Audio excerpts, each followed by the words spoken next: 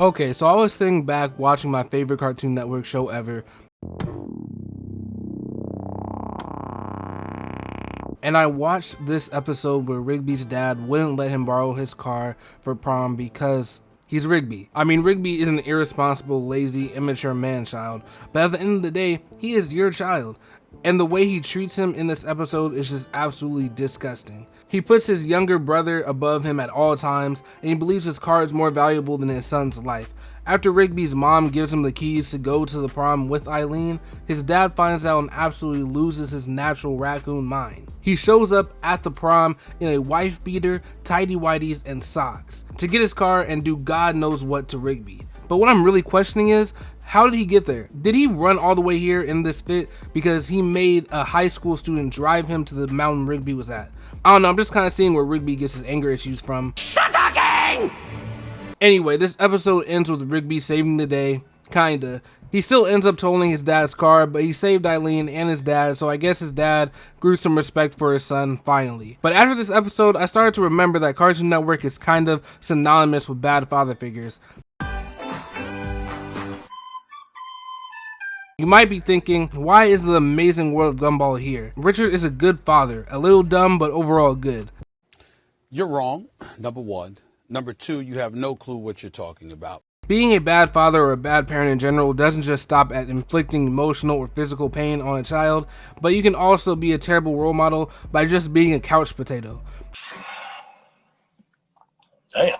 Richard has no ambition, no work ethic, he's immature and spoiled. He's basically a grown-up Rigby without the character development. So he's basically a walking L of a person. But you know, I should chill on him because his father left him and his mom when he was young, and his mom enabled these terrible habits because she thought this was the only way to protect him. This could be a case of hurting people, but to me, it doesn't excuse the fact that he is a terrible father, it just explains it. But this next guy is just straight up a terrible person and father, no matter which way you put it.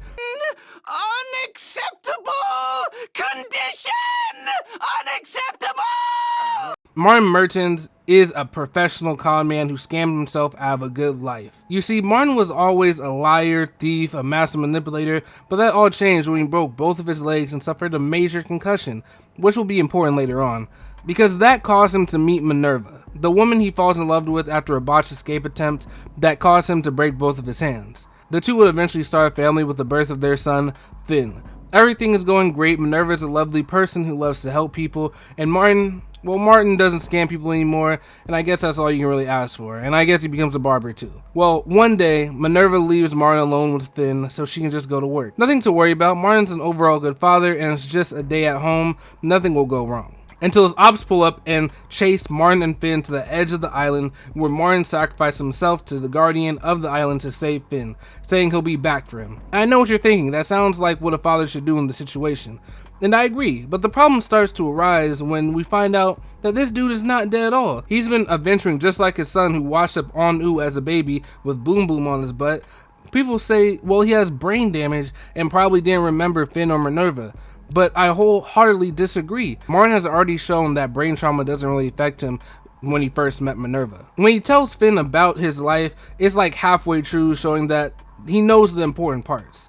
He even said that he planned to come back for Finn, but he didn't, admitting to himself that that part was true. I always planned to come back for you, but I didn't. That's true. At the first chance he got, Martin chose to flee, and his son tried to make him stay, which resulted in Finn losing an arm.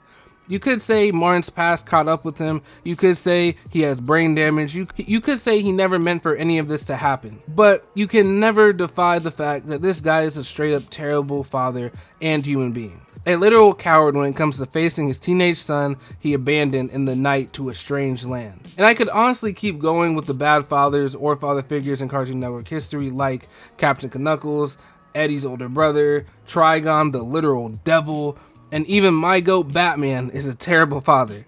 He impregnated his son's girlfriend and acted like it was nothing.